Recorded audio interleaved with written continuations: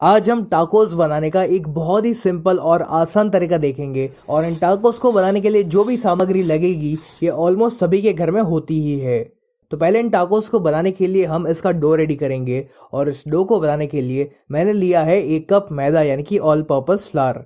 इसी के साथ मैं इसमें ऐड कर रहा हूँ 1 कप गेहूं का आटा यानी कि व्हीट फ्लावर।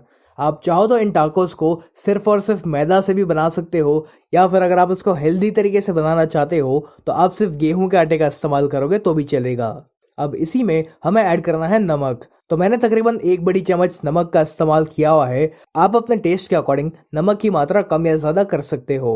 फिर इसमें जाएगा 2 बड़ी चम्मच तेल। मैंने इसमें रिफाइंड ऑयल का इस्तेमाल किया हुआ है। आप किसी भी ऐसे तेल का इस्तेमाल मत करिएगा जिसका एक बहुत ही स्ट्रॉन्ग फ्लेवर हो।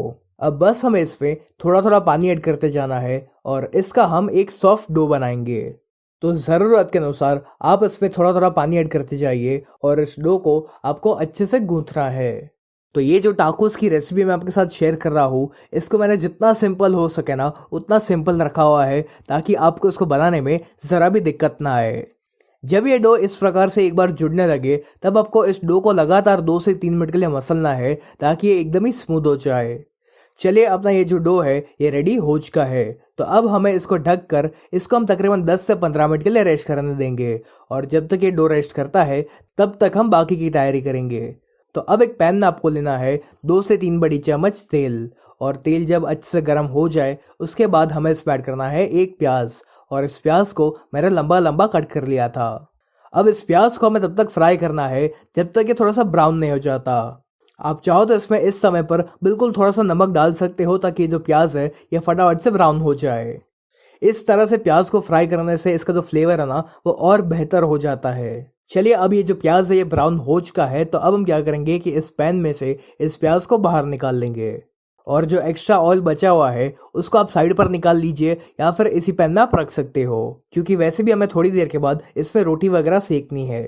अब आपको लेने हैं 4 से 5 उबले हुए आलू और इन आलूओं को हमें पहले ग्रेट करना है। आलू को हम ग्रेट इसलिए कर रहे हैं ताकि इसमें आलू के कोई भी बड़े बड़े टुकड़े ना रह जाए। चलिए, मैंने सभी आलूओं को ग्रेट कर लिया है। तो अब जो प्याज को हमने फ्राई करके रखा हुआ था वो हमें इसमें ऐड करना है। अब इसी के साथ मैं इसमें ऐड कर रहा हूँ 1 बड़ी चम्मच चिली फ्लेक्स। यदि आपके पास चिली फ्लेक्स ना हो तो आप लाल मिर्च पाउडर का इस्तेमाल कर सकते हो, या फिर यदि आपको चिली फ्लेक्स घर पर बनानी है तो आप थोड़ी सी सूखी लाल मिर्च लीजिए और उनको मिक्सी में डाल के ग्राइंड कर लीजिए और आपकी जो चिली फ्लेक्स है वो रेडी हो जाएगी।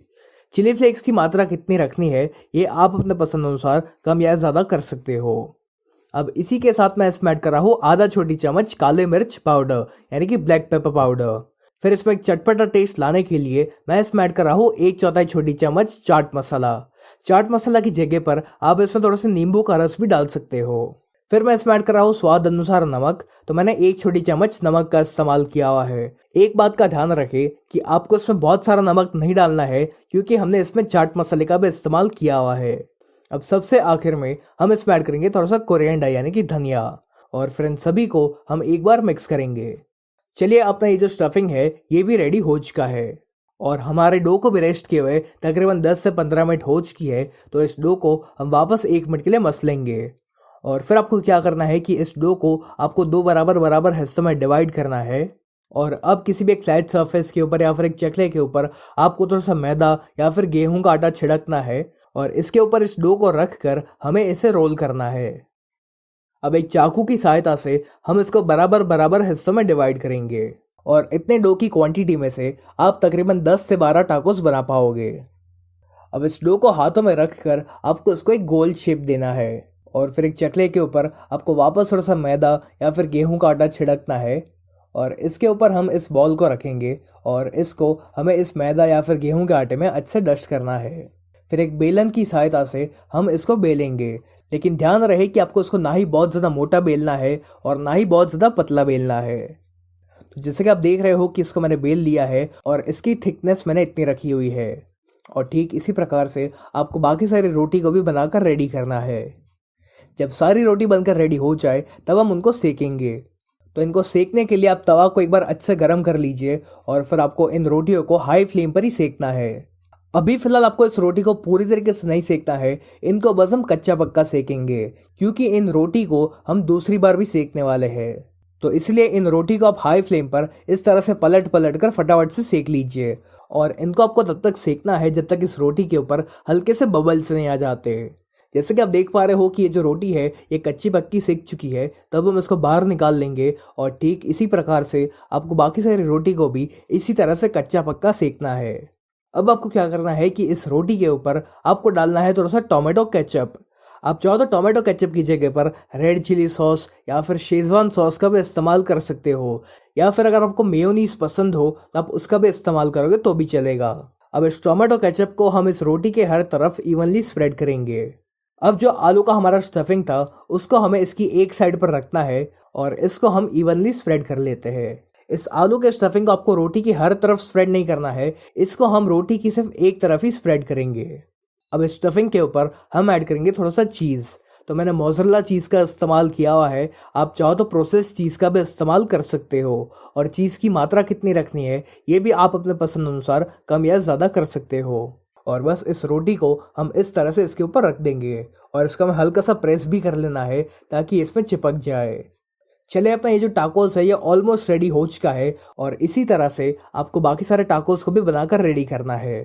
तो जब आपके घर पर गेस्ट वगैरह आ रहे हो तो आप इन टाकोस को इस तरह से रेडी रख सकते हो और बस फिर आपको एंड टाइम पर उसको सेकना है और सर्व करना है।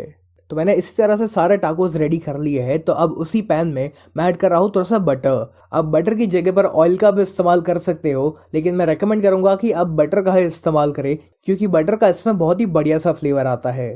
बटर जब मेल्ट हो जाए तब आपको इस टाकोस को इसमें रखना है और इनको हम स्लो फ्लेम पर ही सेकेंगे ताकि ये बहुत ही ज़्यादा क्रिस्पी बन सके।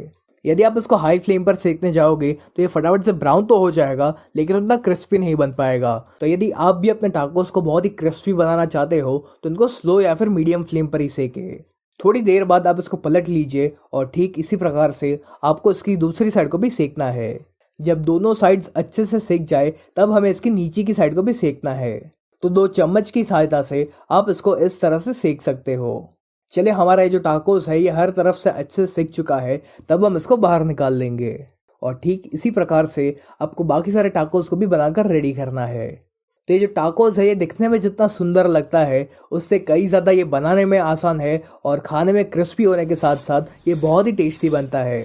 तो आप भी इस टाकोस की रेसिपी को एक बार ज़रूर ट्राई करना और आपको और कौन सी रेसिपीज जाननी है ये आप मुझे कमेंट करके ज़रूर बताएं।